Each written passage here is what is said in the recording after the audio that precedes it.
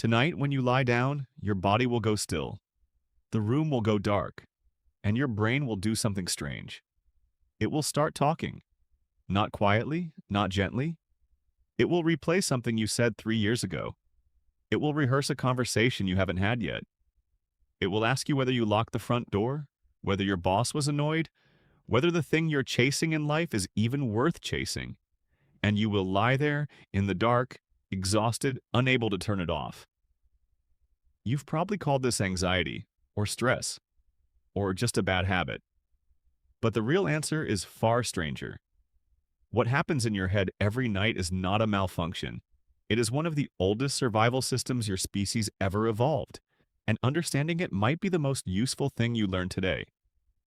Here's where it begins. For roughly 300,000 years, your ancestors slept outside, not in beds, not in rooms, on the ground, under trees, in shallow caves. And the moment they closed their eyes, they became the most vulnerable thing in their environment. They couldn't see. They couldn't move fast. Every predator within range had an advantage over them. Sleep, for most of human history, was dangerous, so the brain built a solution.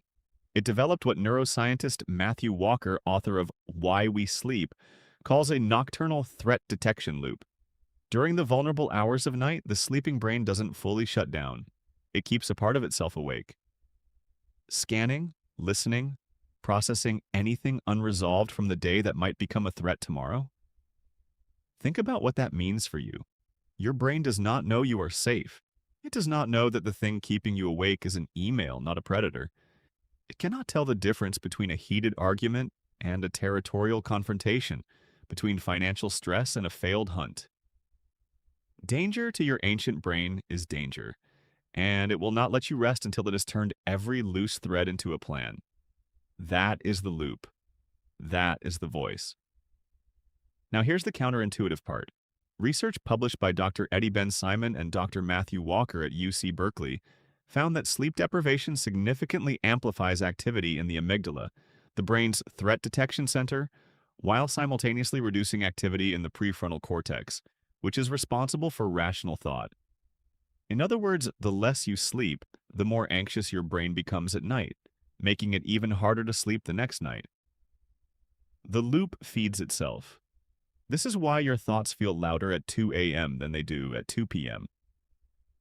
During the day, your prefrontal cortex acts like a filter. It interrupts the amygdala. It says, "This is not urgent. This can wait."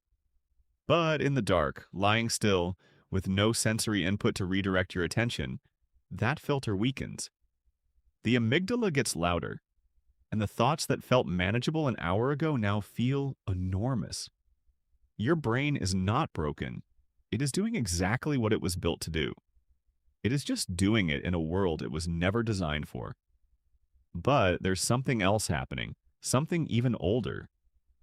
In a landmark study, anthropologist Jerome Siegel tracked the sleep patterns of 3 pre-industrial hunter-gatherer societies: the Hadza of Tanzania, the San of Namibia, and the Simone of Bolivia. None of them sleep 8 hours straight.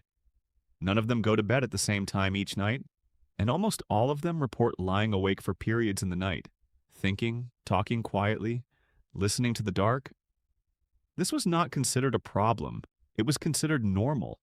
It was community time. It was planning time. It was a period of low-level wakefulness that the body moved through naturally in the middle of the night before returning to deep sleep. What you call insomnia may be, in part, your body doing what human bodies have always done.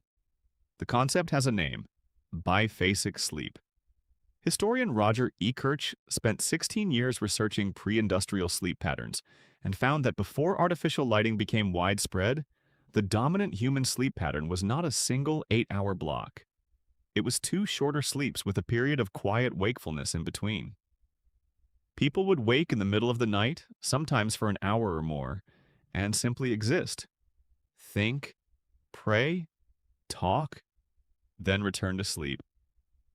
The pressure you feel to sleep without waking, to silence your mind the moment your head hits the pillow, to achieve some perfect continuous unconsciousness from 10 to 6, is not ancient wisdom.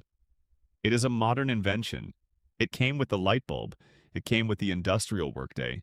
It came with the idea that the night is for sleeping, full stop, and that anything else means something is wrong with you.